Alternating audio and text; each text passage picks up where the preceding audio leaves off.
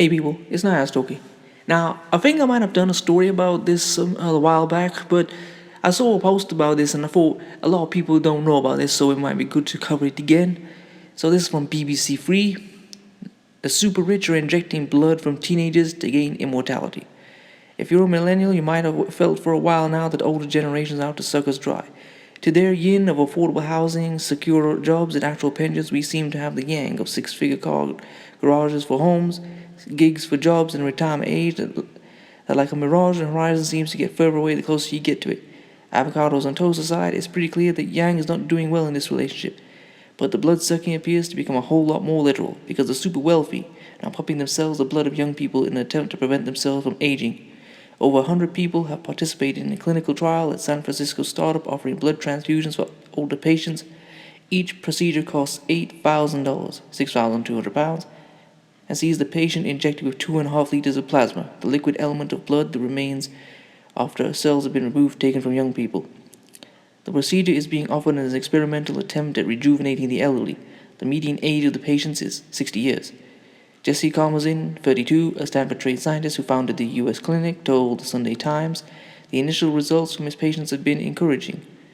It could help improve things such as appearance or diabetes or heart function or memory. These are all the aspects of aging that have a common cause. I'm not really in the camp of saying this will provide immortality, but I think it comes pretty close, essentially.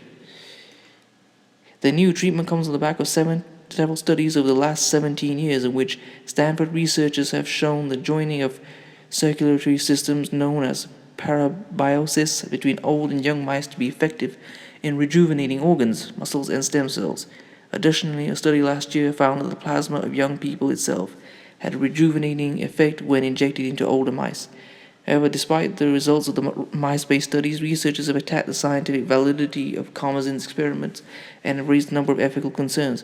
There's just no clinical evidence that the treatment will be beneficial, argues Tony Weiss-Corey, the Stanford neuroscientist behind a key 2014 mice parabiosis study. For one thing, Karmazin's trial does not use a placebo control group, and participants can be as young as 35.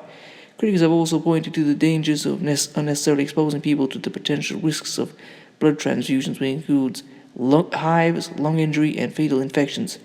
Others have argued the treatment amounts to a scam, exploiting the hype around the untested medical properties of young people's bloods.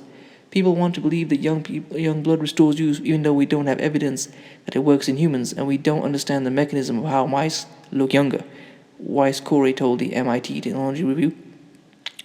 And then there's the murky ethics of buying blood that young people might have thought that they were donating to those in medical need and using for expensive experimental treatments.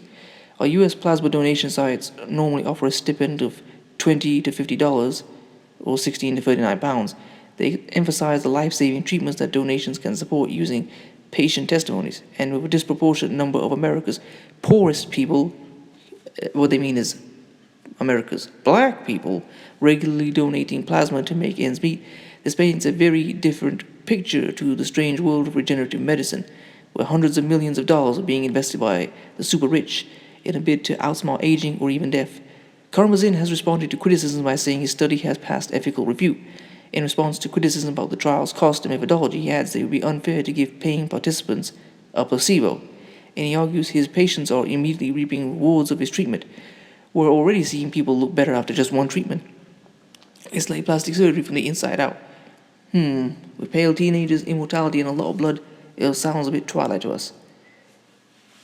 So please comment, rate, share, and subscribe. I'm going to try and put a few articles, because there's a few links within this article that link to other things. I'm going to see if I can put them in. Anyway, please comment, rate, share, and subscribe. I'll leave some of the articles. You can, if you want to support the channel, I'll leave my GoFundMe there as well. And if you want to follow me on Instagram, I'll leave that link as well. Peace.